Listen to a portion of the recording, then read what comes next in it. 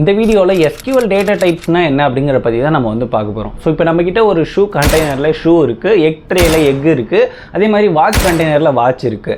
So இப்போது இந்த எக்கை எடுத்து நான் வந்து ஷூ கண்டெய்னர்லையோ இல்லை ஷூவை எடுத்து நான் வந்து எக் கண்டெய்னர்லையோ ஸ்டோர் பண்ணி வைக்க மாட்டேன். ஏன் அப்படின்னா எக்கை ஸ்டோர் பண்ணுறதுக்குன்னு எக் கண்டெய்னர் ஒன்று இருக்குது, எக் ட்ரே இருக்குது. அது மாதிரி ஷூவை ஸ்டோர் பண்ணுறதுக்கு ஷூ கண்டெய்னர் இருக்குது.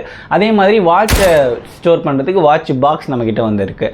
இப்போ இதுதான் வந்து டேட்டா டைப்ஸ் அப்படின்னு நம்ம வந்து ஒரு எக்ஸாம்பிளாக வந்து சொல்லலாம். என்னடா சொல்கிறேன் அப்படின்னா, ஸோ டேட்டா டைப்ஸ் அப்படிங்கிறது என்ன அப்படின்னு பார்க்குறப்போ டேட்டாவை ஸ்டோர் பண்ணி வைக்கக்கூடிய ஒரு கண்டெய்னரை தான் நம்ம வந்து டேட்டா டைப்ஸ் அப்படின்னு நம்ம வந்து சொல்லுவோம். ஸோ நம்மக்கிட்ட SQLல காமனாக இருக்கிற டேட்டா டைப்ஸ் வந்து இன்டீஜர், அதாவது நம்பர் ஃபார்மேட்ஸ் இருக்குது, ஸ்ட்ரிங் அதாவது ஆல்ஃபபெட்ஸ் ஆர் டெக்ஸ்ட் ஃபார்மேட் இருக்குது, date and time function, so date, year, month இதெல்லாம் சேவ் பண்ணுறதுக்கு, அப்புறம் பூலியன் இருக்குது, எஸ்ஆர் நோ அப்படிங்கிற மாதிரியான டேட்டாஸை ஸ்டோர் பண்ணுறதுக்கு பூலியன் ஃபங்க்ஷன் இருக்குது.